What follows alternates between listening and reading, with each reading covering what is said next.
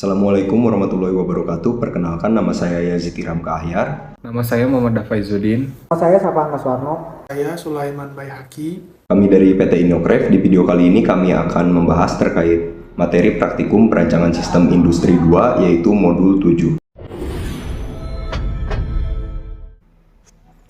Oke, pertama saya akan menjelaskan tentang apa itu kapasitas terpasang dan kapasitas produksi terpasang.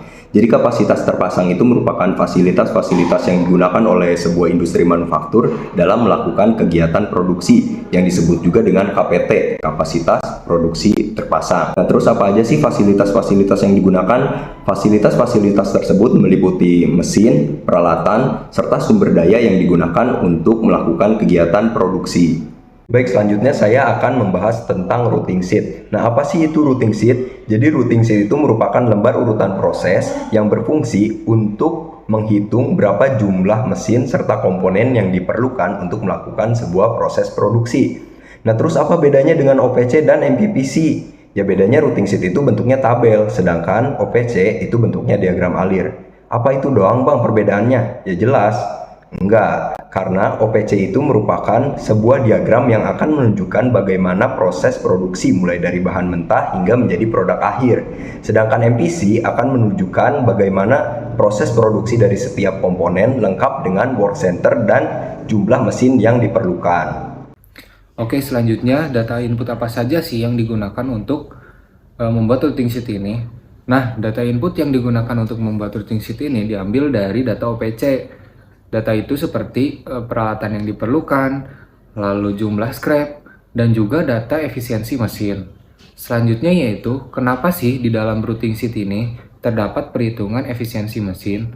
Nah, dengan adanya perhitungan efisiensi mesin ini, dimaksudkan untuk mengetahui jumlah mesin atau peralatan yang diperlukan untuk memenuhi jumlah produksi yang diinginkan dengan memperhatikan persentase scrap, lalu kapasitas mesin, dan juga efisiensi departemen atau pabrik. Sekian. Oke, masuk pada materi tentang mengapa dalam sebuah perencanaan materi produksi harus memerhitungkan jumlah mesin teoritis dan juga jumlah mesin aktual. Dikarenakan kedua faktor ini mempengaruhi efisiensi, produktivitas, dan juga kinerja keseluruhan fasilitas produksi. Untuk itu sangatlah penting untuk memperhitungkan jumlah mesin teoritis dan juga jumlah mesin aktual. Selanjutnya itu materi tentang apa yang dimaksud dengan multi product process chart atau MPPC. MPPC sendiri merupakan diagram yang menunjukkan urutan-urutan proses untuk masing-masing komponen yang akan diproduksi. Dan informasi yang didapatkan dari MPPC sendiri yaitu jumlah mesin aktual yang dibutuhkan. Selanjutnya itu apa saja input data yang digunakan dalam pembuatan multi product process chart atau MPPC. Di mana yang pertama itu deskripsi produk, yang mana informasi lengkap tentang produk-produk yang akan dimasukkan dalam MPPC.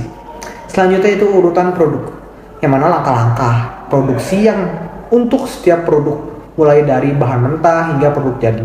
Selanjutnya itu KPT atau kapasitas produksi terpasang. KPT di sini merupakan untuk mengetahui jumlah unit yang dapat diproduksi selama 1 jam dan memperhitungkan routing sheet yang mana sebagai bahan untuk melakukan perhitungan pada MPPC. Selanjutnya itu tenaga kerja, yang mana informasi tenaga kerja tentang jumlah yang dibutuhkan dalam setiap langkah produksi, termasuk jumlah dan juga keterampilan tenaga kerja yang diperlukan. Baik, untuk selanjutnya adalah fungsi dan tujuan dari MPPC multi product process chart, yaitu untuk dapat memahami aliran proses produksi suatu produk secara keseluruhan beserta dengan total waktu pengoperasian mesin yang digunakan.